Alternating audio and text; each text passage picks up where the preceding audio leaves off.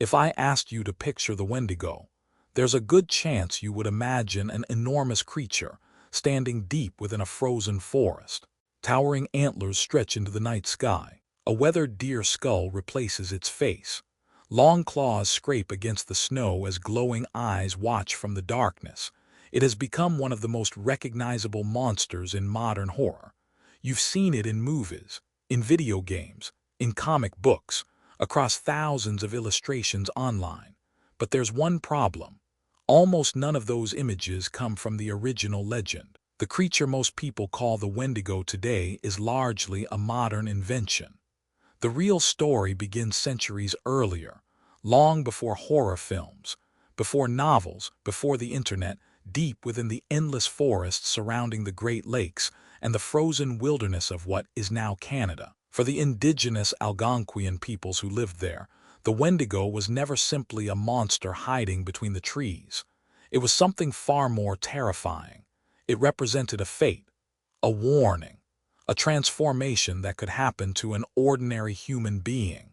Unlike many mythical creatures, the Wendigo wasn't feared because people believed it hunted them. It was feared because they believed anyone could become one, not through a curse, not through magic, but through a choice made during humanity's darkest moments, a choice born from hunger, from isolation, from desperation. Over hundreds of years, the legend changed. Some described the Wendigo as almost human. Others claimed it was impossibly tall and painfully thin. Later artists added antlers, skulls, and monstrous features, until the original story became almost impossible to recognize. So what did the first storytellers actually believe? Where did this legend come from? Why did entire communities fear becoming the Wendigo more than meeting one? And how did one of North America's oldest legends slowly transform into the monster we know today? To answer those questions, we have to go back to a world where winter itself could become your greatest enemy. Long before Canada existed as a country, long before European explorers crossed the Atlantic, millions of square kilometers of North America were covered by one of the largest forests on Earth. Towering pines stretched beyond the horizon, frozen rivers carved through the wilderness. The seasons dictated every aspect of life. For the Algonquian peoples, including the Cree, Ojibwe, Innu, Algonquin, and several other indigenous nations, this landscape was more than a place to live. It was home. It provided food, shelter, medicine, and spiritual meaning. Every river had a story. Every mountain held a memory. Every animal was respected, not simply hunted. Survival depended on understanding nature rather than trying to conquer it. Spring brought new life. Summer offered abundance. Autumn became a race against time. Entire communities worked together to prepare for the months ahead. Fish were dried, meat was smoked, berries were gathered, firewood was stacked. Every successful hunt mattered because everyone knew what was coming next. Winter. Unlike the winters experienced by most people today, northern winters could last for months. Temperatures could remain far below freezing. Blizzards erased familiar trails within minutes. Lakes became fields of solid ice. Travel grew dangerous. Game animals migrated or became increasingly difficult to find. Every journey into the forest carried enormous risk. One failed hunt meant less food. Several failed hunts could threaten an entire family. A season of bad luck might endanger an entire village. But hunger wasn't the only danger. Isolation could be just as deadly. Small hunting parties often traveled far from their communities. Snowstorms could separate them from their companions. People disappeared into the forest and were never seen again. Sometimes they froze, sometimes they starved, sometimes. No one ever learned what happened. In a world like this, every unexplained disappearance demanded an explanation. Every strange sound carried meaning. Every abandoned campsite became another story shared around the fire. The forest itself seemed alive. It creaked beneath the weight of ice. Branches cracked without warning. The wind produced voices that sounded almost human. On moonlit nights, shadows shifted between the trees in ways that even experienced hunters struggled to explain. To outsiders, these may sound like ordinary natural phenomena. But for people who depended entirely on the land for survival, nature was never ordinary. It was powerful, unpredictable, and deserving of deep respect. Many spiritual beings were believed to inhabit this world. Some protected travelers, some guarded rivers or forests. Others reminded people to respect the balance between humanity and nature. The Wendigo belonged to a different category altogether. It wasn't simply another spirit wandering the wilderness. It represented what happened when that balance was shattered, when survival became more important than compassion, when hunger became stronger than reason, when a person crossed a line that could never be uncrossed. To understand why the Wendigo became one of the most feared figures in Algonquian tradition, we first have to understand the one force every family dreaded more than wolves: the winter that never seemed to end. Imagine living in a world without supermarkets, without electricity, without roads, without the ability to call for help. Now imagine that world buried beneath several feet of snow. For the Algonquian peoples, winter was never just another season. It was an annual test of survival. By late autumn, every village had already begun preparing. Hunters traveled farther into the wilderness in search of moose, elk, and caribou. Fish were caught before rivers froze solid. Berries, roots, and medicinal plants were carefully preserved. Nothing could be wasted. Every piece of meat mattered. Every animal hide served a purpose. Every bundle of firewood represented another night of warmth. Yet no amount of preparation could guarantee survival. One unusually harsh winter could destroy months of careful planning. A blizzard might trap hunting parties for days. Thin ice could claim experienced travelers without warning. Entire migration routes sometimes changed, leaving hunters searching empty forests where game had once been plentiful. As the weeks passed, food supplies slowly disappeared. First, people reduced their portions. Then meals became less frequent. Families learned to ignore the constant ache of hunger. Children received the largest share of whatever food remained. Adults quietly pretended they weren't hungry. Parents often sacrificed their own meals so their children could survive another day. Then came the silence. The forests grew strangely empty. Fresh animal tracks became increasingly rare. The sound of birds disappeared. Even predators seemed to vanish into the endless white landscape. For hunters, this silence was terrifying, because silence meant failure, and failure meant starvation. But hunger doesn't only weaken the body, it changes the mind. Modern science tells us that prolonged starvation affects memory, judgment, emotions, and perception. People become exhausted, sleep becomes irregular, thinking grows slower. Hallucinations can occur during extreme deprivation. The line between reality and imagination begins to blur. In complete isolation, surrounded by endless snow and darkness, even familiar sounds can feel threatening. A snapping branch, footsteps that seem to follow behind you, a distant figure standing perfectly still between the trees. Whether these experiences were supernatural or psychological mattered less than one simple fact. They felt completely real. Around evening fires, hunters shared stories of people who had ventured into the wilderness healthy and returned different. They no longer spoke the same way.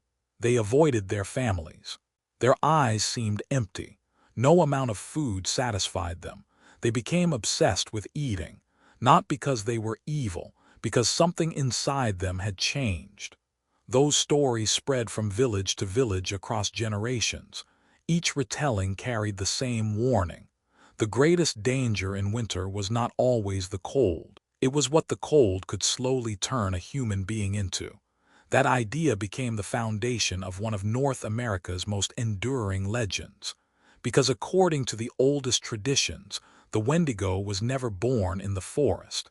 It was born inside the human heart. And once that transformation began, there was almost no way to stop it.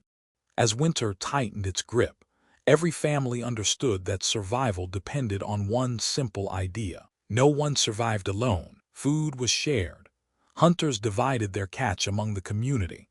The elderly cared for children while younger members searched for firewood or repaired shelters. Each person depended on everyone else. That sense of responsibility wasn't simply practical, it was sacred. Among many Algonquian traditions, generosity was more than kindness.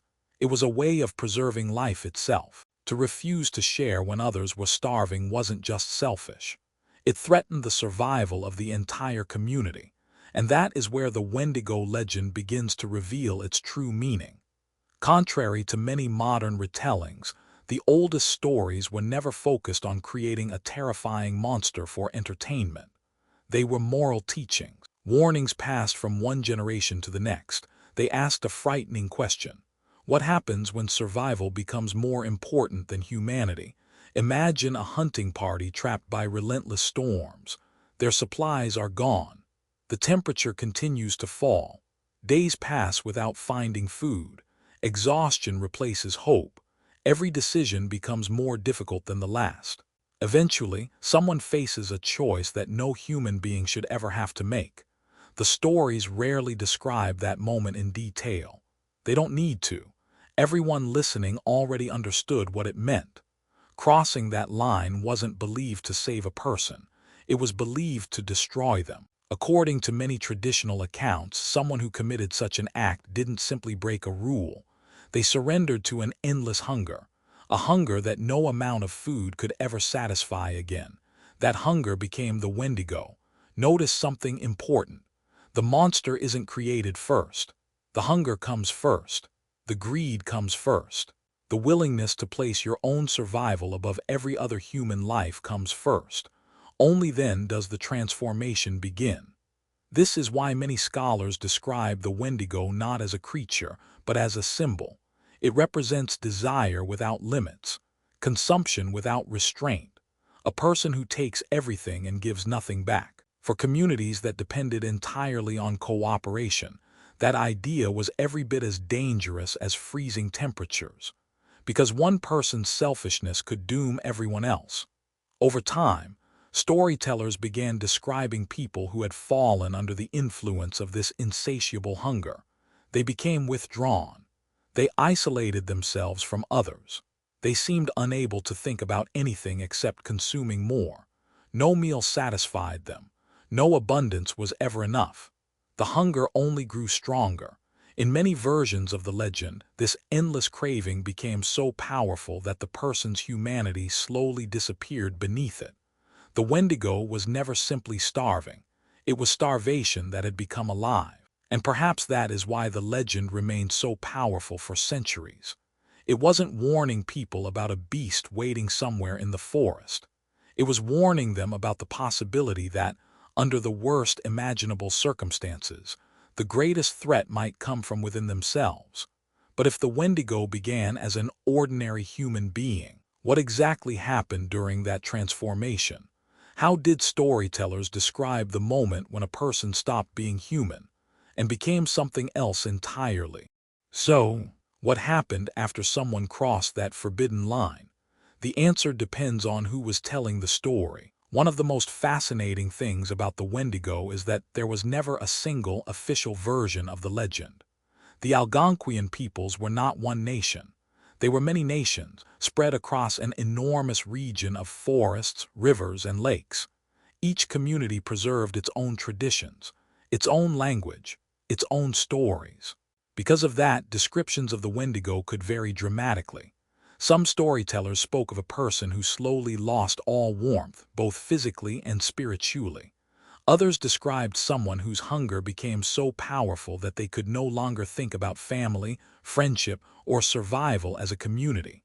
Every thought became centered on one thing: more food, more consumption, more hunger, and the more they consumed, the hungrier they became. That endless contradiction became one of the defining characteristics of the Wendigo. Unlike ordinary hunger, which disappears after a meal, the Wendigo's hunger could never be satisfied. Every meal only made it stronger. Every attempt to fill the emptiness only created a larger emptiness. In many traditional accounts, this endless craving began changing the body itself. The person became thinner instead of stronger. Their skin appeared pale and stretched tightly over their bones. Their ribs became visible beneath the skin. Their arms seemed unusually long. Their fingers grew into dark claws. Some stories described glowing eyes watching from the darkness. Others never mentioned the eyes at all. Even the creature's height varied from one community to another. Some described it as only slightly taller than a human. Others imagined a giant capable of moving silently through towering pine forests. But nearly every version shared one disturbing detail. The Wendigo was always starving. No matter how much it consumed, it looked as though it had never eaten. Its body reflected the curse it carried, an emptiness that could never be filled.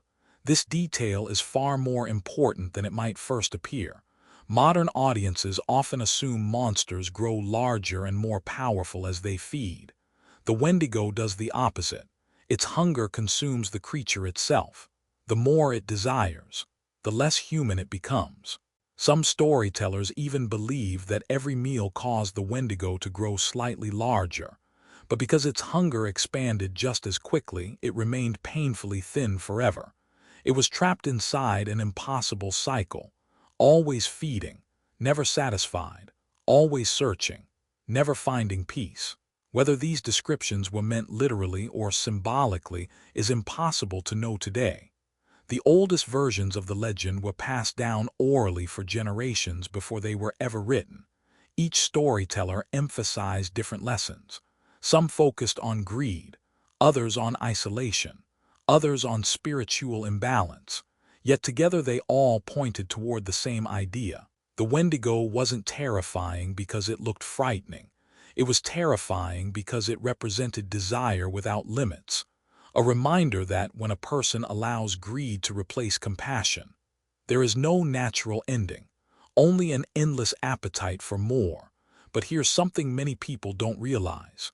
If you search through the oldest accounts expecting to find a monster with a giant deer skull, you would probably be disappointed, because one of the most famous features of the modern Wendigo was almost certainly added centuries later.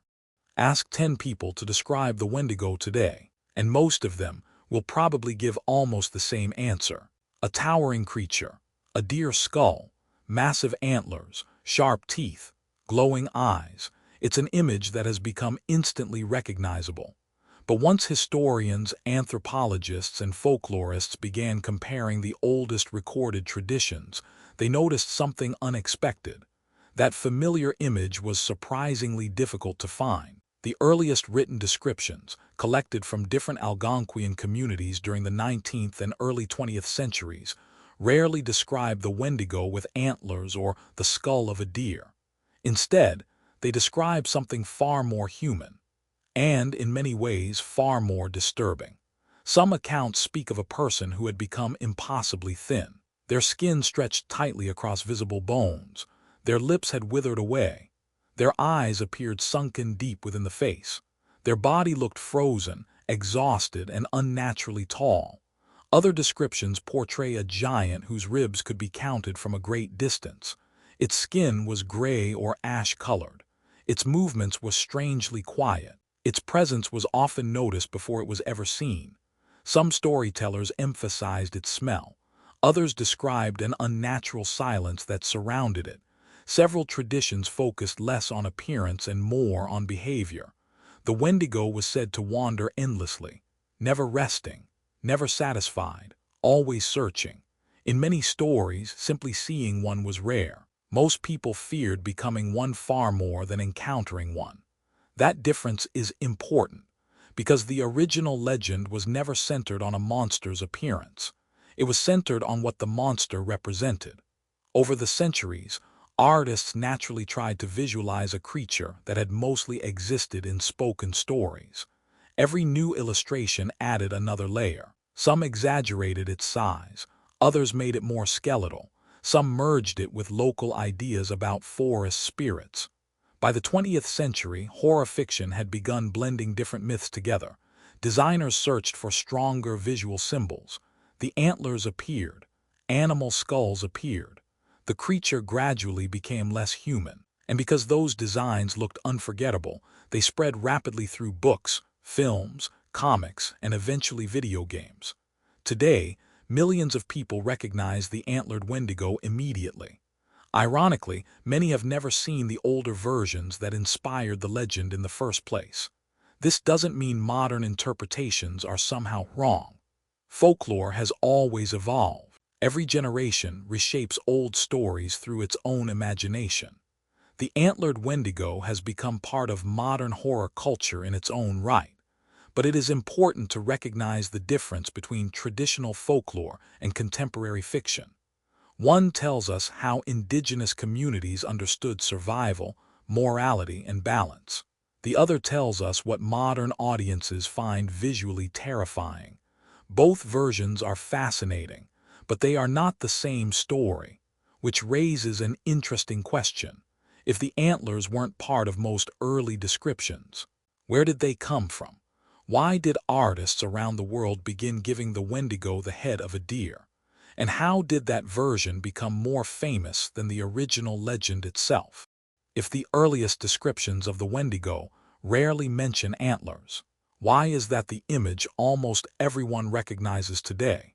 The answer isn't hidden in an ancient legend. It's hidden in modern storytelling. Unlike creatures such as Dracula or Frankenstein's monster, the Wendigo was never defined by a single book or one definitive illustration. For centuries, it existed almost entirely through oral tradition.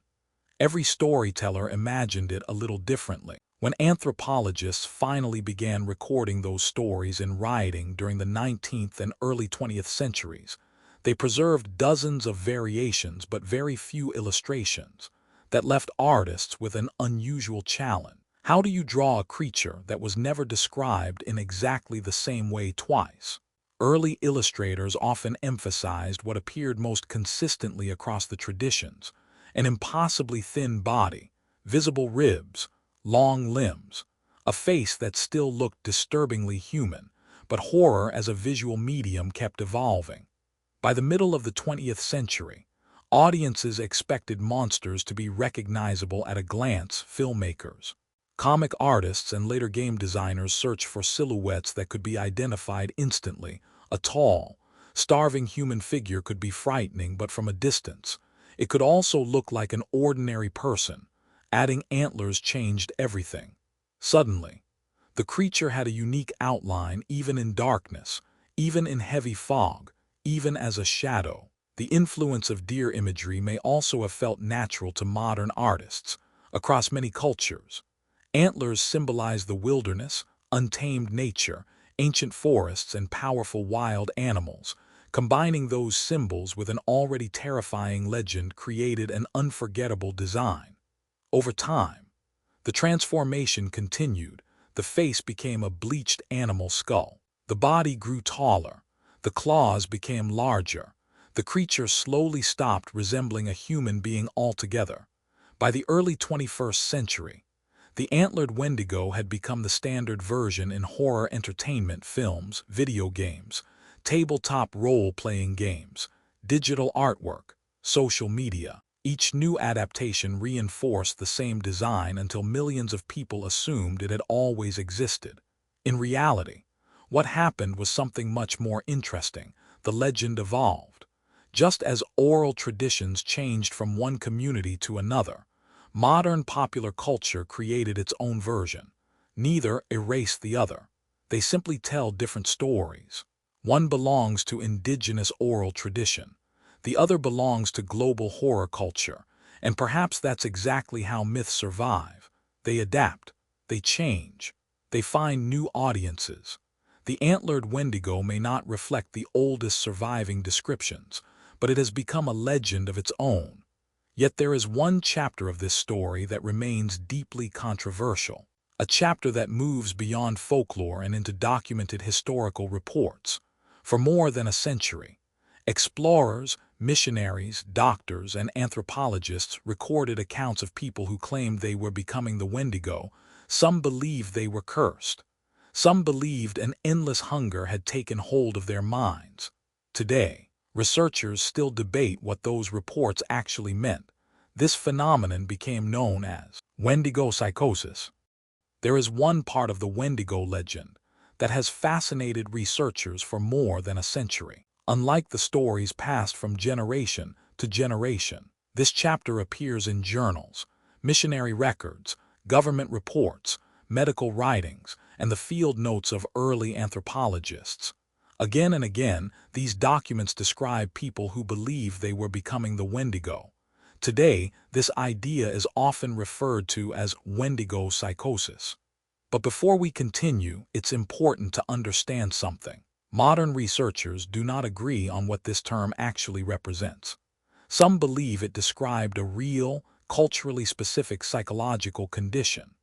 Others argue that many historical accounts were misunderstood, exaggerated, or filtered through the perspectives of outside observers who did not fully understand indigenous beliefs and traditions. Because of that, the subject remains controversial. So what did those early reports actually describe? Several accounts tell of individuals who became overwhelmed by an intense fear. They believed something inside them was changing. Some claimed they had lost all control over their thoughts. Others became convinced that an endless hunger was growing within them, despite having food available. In some reports, people insisted they were no longer human. They feared they would become dangerous to those they loved. Whether those beliefs reflected spiritual traditions, psychological distress, the effects of starvation, or a combination of many different factors is still debated today. What makes these reports remarkable is not that they prove the existence of a supernatural creature. They don't. Instead, they reveal how deeply the Wendigo existed within the cultural world of the communities who told these stories. Imagine growing up hearing the same warning throughout your entire life. The greatest danger is not only freezing, not only starvation, but the possibility of losing yourself, of becoming consumed by endless greed. During periods of extreme stress, trauma, isolation, or famine, those cultural beliefs could shape the way people understood their own experiences. Modern psychology recognizes that culture can influence how emotional suffering is interpreted and expressed. People from different societies may describe fear, grief, anxiety, or psychological distress in very different ways. For some Algonquian communities, the Wendigo provided a language for experiences that otherwise felt impossible to explain. At the same time, many indigenous scholars have urged researchers to be careful. They argue that reducing the Wendigo to a psychiatric label risks overlooking its deeper meaning. The legend is not simply a medical curiosity.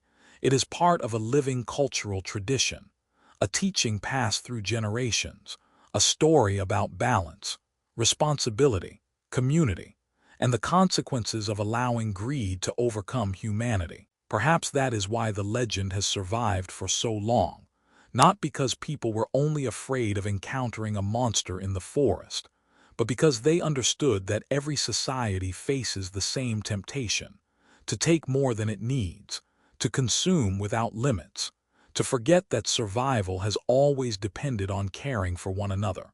And maybe that message is even more relevant today than it was hundreds of years ago. Legends rarely survive for hundreds of years by accident. The stories that disappear are often the ones that lose their meaning. The stories that remain continue to speak to every new generation. The Wendigo is one of those stories. At first glance, it seems to be about a monster hiding in a frozen forest. But after looking deeper, it becomes clear that the forest was never the most important part of the legend. The real story has always been about people, about the choices they make when survival becomes uncertain, about the struggle between compassion and selfishness, about what happens when desire grows so large that nothing is ever enough. That idea is surprisingly timeless. The world has changed beyond recognition since the first Algonquian storytellers shared this legend around winter fires. Today, most of us no longer fear starving during an endless northern winter. Yet the concept of endless hunger still surrounds us. Not always hunger for food. Sometimes it's the hunger for wealth, for power, for possessions, for influence, for more. No matter how much we achieve, no matter how much we own, the feeling of needing just a little more can become endless. That is one reason the Wendigo continues to resonate with modern audiences. It reminds us that greed has no natural limit. Unlike ordinary needs which can be satisfied, greed expands every time it is fed. The old storytellers understood this long before psychology gave it a name, long before economists studied scarcity, long before philosophers debated human desire. They transformed an invisible danger into something everyone could picture, a creature that could never stop consuming, a body that grew thinner with every meal, a hunger that became its own prison. Perhaps that's why the oldest versions of the legend remain so powerful. They were never trying to convince people that monsters walked through the snow. They were asking a much more uncomfortable question. How much of your humanity would you sacrifice simply to survive? Where is the line between necessity and obsession, between survival and greed? Those questions have never disappeared. Only the world around them has changed. The Wendigo still walks through our imagination today, not because we are certain it exists, but because the warning behind the legend still feels familiar. Let's return to the beginning. Picture that frozen forest once more. The wind moves silently through the pine trees. Snow continues to fall beneath a pale winter moon. Somewhere beyond the tree line, a tall figure stands completely still. For a moment, you wonder whether the stories were true, whether something ancient is still watching from the darkness. But perhaps that was never the real question. The Wendigo has survived for centuries not because people agreed on what it looked like, not because every storyteller described the same creature, and not because anyone ever proved that it existed. It survived because every generation recognized something familiar within the legend. The fear of becoming someone we no longer recognize. The fear that desperation can change even good people. The fear that greed, once it begins to grow, may never truly be satisfied. That is why the Wendigo is so much more than a monster. It is one of the oldest reminders that survival without compassion comes at a terrible cost, that taking everything eventually leaves us with nothing, and that the hungriest creature is often the one that can never feel full. Perhaps that is the true curse of the Wendigo, not endless winter, not the frozen wilderness, not even the creature itself, but the realization that the line between humanity and the monster was never as wide as we would like to believe. The first storytellers understood that long before these stories were ever written down. They didn't gather around the fire simply to frighten children. They gathered to remind one another that every difficult choice shapes the kind of people we become. That message has crossed centuries. It has survived changing languages, changing cultures, and changing worlds. Because every generation faces its own version of the same question. What happens when wanting more becomes more important than being human? Maybe the Wendigo was never hiding in the forest. Maybe it was never waiting beyond the trees. Maybe the legend was always pointing in a different direction, toward us. Thank you for watching. If you enjoy exploring the real history behind myths, legends, and forgotten folklore from around the world, consider subscribing. There are countless stories that have been transformed over the centuries, and many of them are even more fascinating than the versions we know today. Until next time, stay curious, and remember, not every monster was created to scare us. Some were created to warn us.